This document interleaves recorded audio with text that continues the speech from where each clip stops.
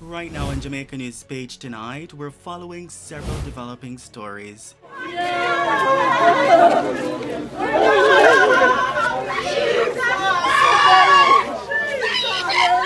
Terror in Waterford, Portmore, St. Catherine. Two men are dead and two others injured, including a teenage student, after a gunman opens fire on a group of people gathered outside. We're tracking the latest developments.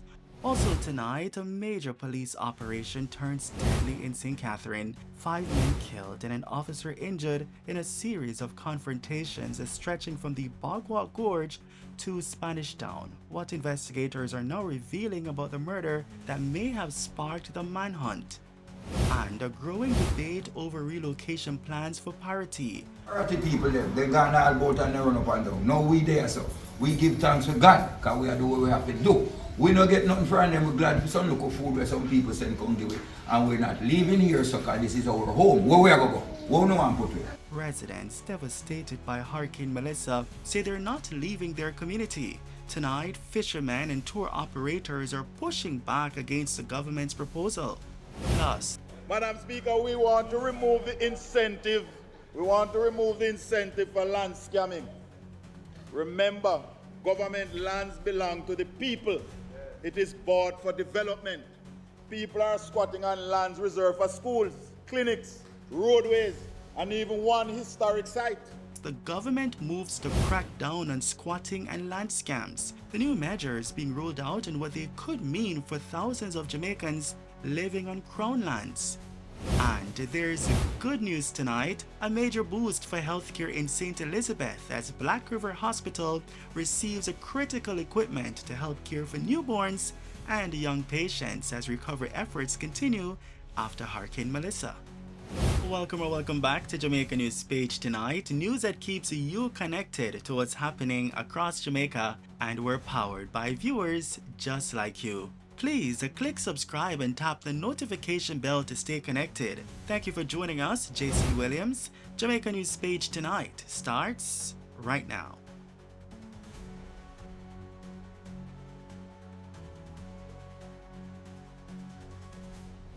We begin tonight with heartbreaking news out of St. Andrew. 13-year-old Excelsior High School student Camelia Paul has died 1 month after she was stabbed while reportedly trying to break up a fight at her home in Harborview. You'll remember the grade 7 student had been hospitalized since May 9 following the incident at her family's Bayshore Park residence. According to the teen's mother, Josephine Mitchell, doctors informed her earlier in the day that Camelia had developed an infection. While still at the hospital, she later received news that her daughter had passed away. Camelia's fight for survival had captured the hearts of Jamaicans both here and abroad. After news of her condition became public, supporters donated blood, contributed financially, and helped source medical supplies as she battled severe injuries. There had been renewed hope in recent weeks after the teenager emerged from a coma and began showing signs of improvement. Her death has sparked renewed grief across the country and is expected to have a profound impact on the Excelsior High School community, where counseling support is being arranged for students and staff. Meanwhile, police say 29-year-old Kamar Mitchell, who was charged in connection with the stabbing, is scheduled to appear in court tomorrow, Wednesday. Turning now to this developing story in Portmore, St. Catherine, police are investigating a deadly shooting in Waterford that left 2 men dead and two others injured, including a 17-year-old Ascot High School student.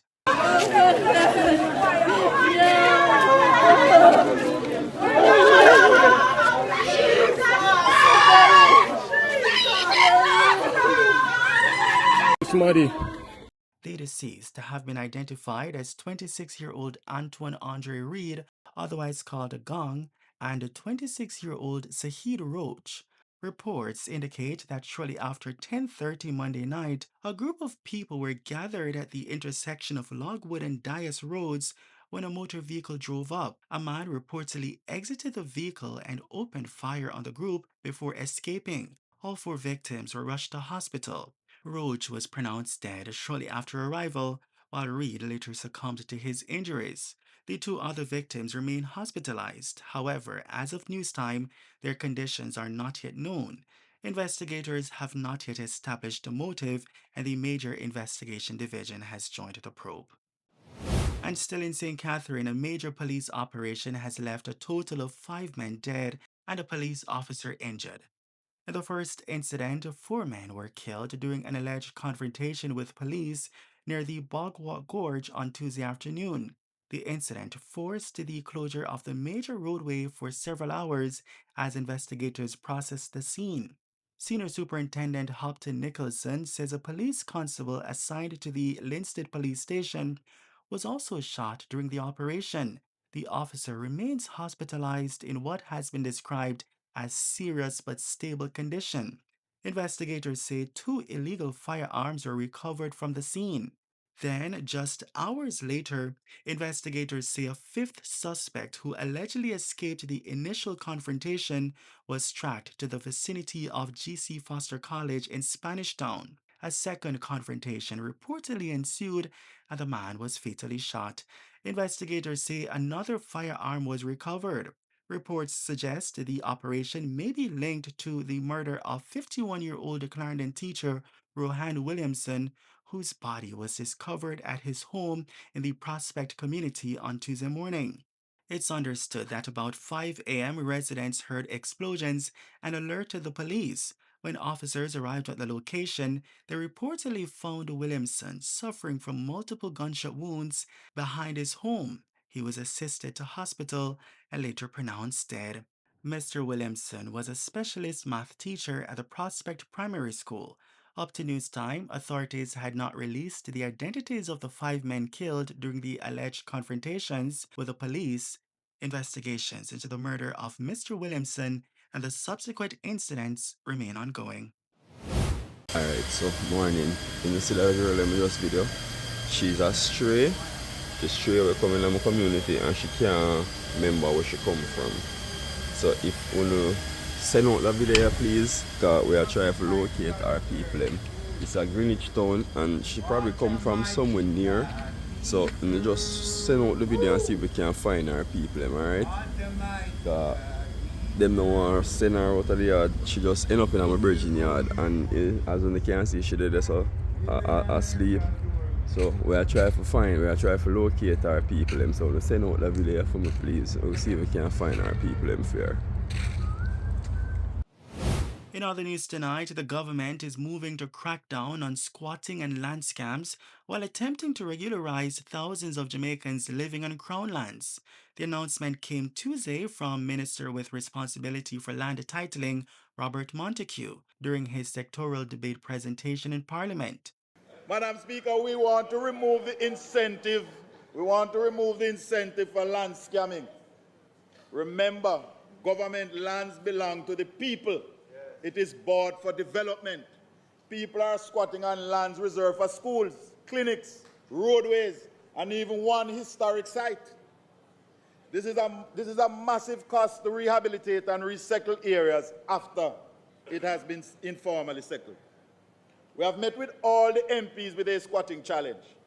So as of today, June 9th, people who go onto Crown lands will no longer be considered for our settlement program. If you're there already, you're there already. But we're not dealing with the new people. And after further investigations, those who sell Crown lands will be prosecuted and those who buy will lose their money. Yes. So check with the National Land Agency before you buy any cheap land.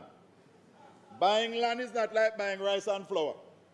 There is a legal process, but always remember, if it sounds too good to be true, then it is not true. Save your money. We have done drone and spatial surveys, and we know what is already on Crown lands. So if you go on the land after today, you must face the consequences. In the meantime, we will soon announce a major program to address squatting in a structured, orderly, and legitimate manner. Madam Speaker, after Hurricane Melissa, this government moved swiftly to acquire containerized houses to help those whose houses were completely destroyed. The Prime Minister has recently asked me to give some oversight towards the completion of this project. We collectively express support to the families that were affected by Hurricane Melissa and express our deepest regrets to those who mourn the loss of loved ones.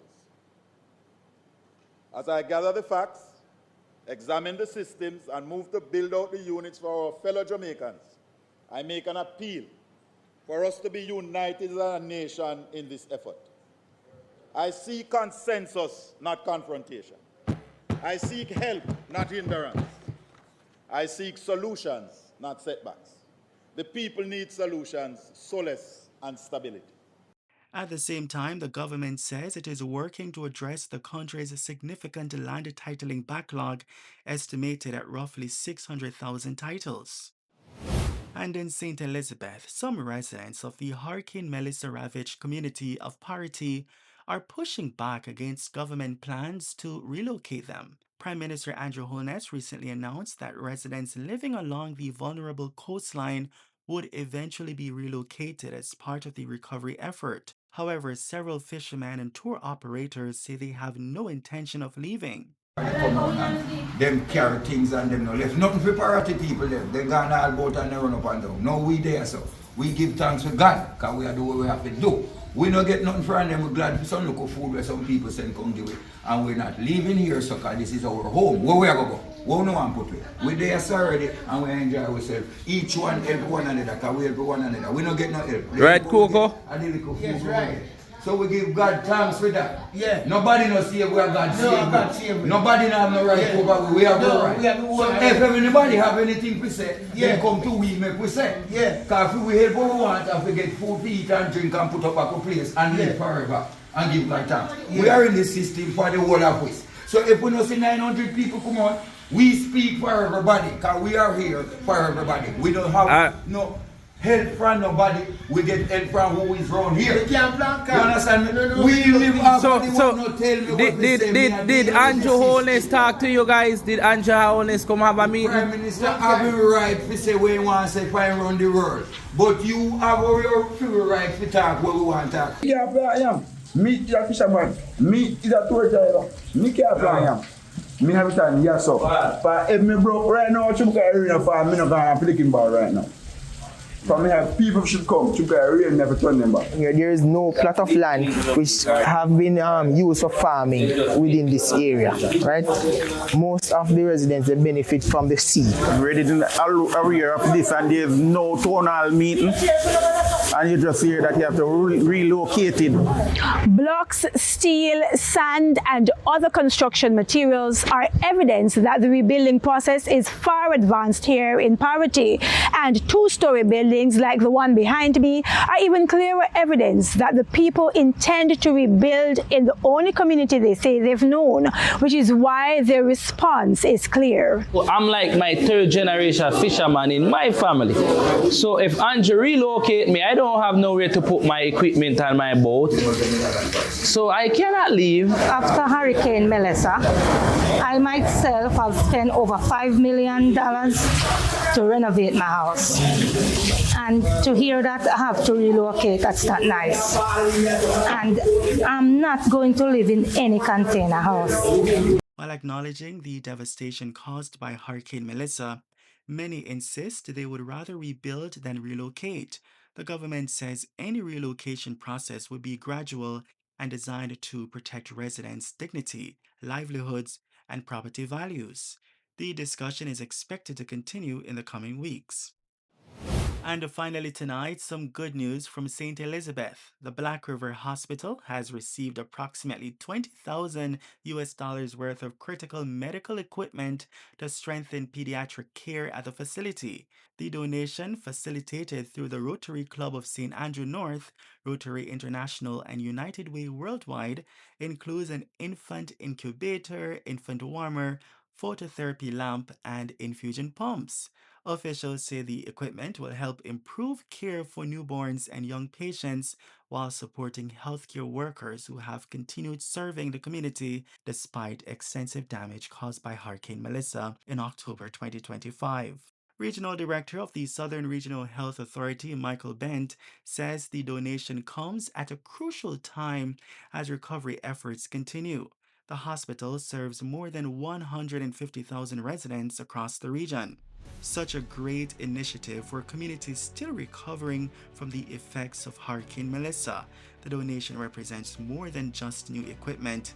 It's a symbol of hope and continued investment in the health and well-being of the region's youngest patients. And that's the news on Jamaica News Page tonight. News that keeps you connected to what's happening across Jamaica. Thank you for staying connected with us, and we're powered by viewers just like you. Please leave a comment so we can welcome you with a shout out.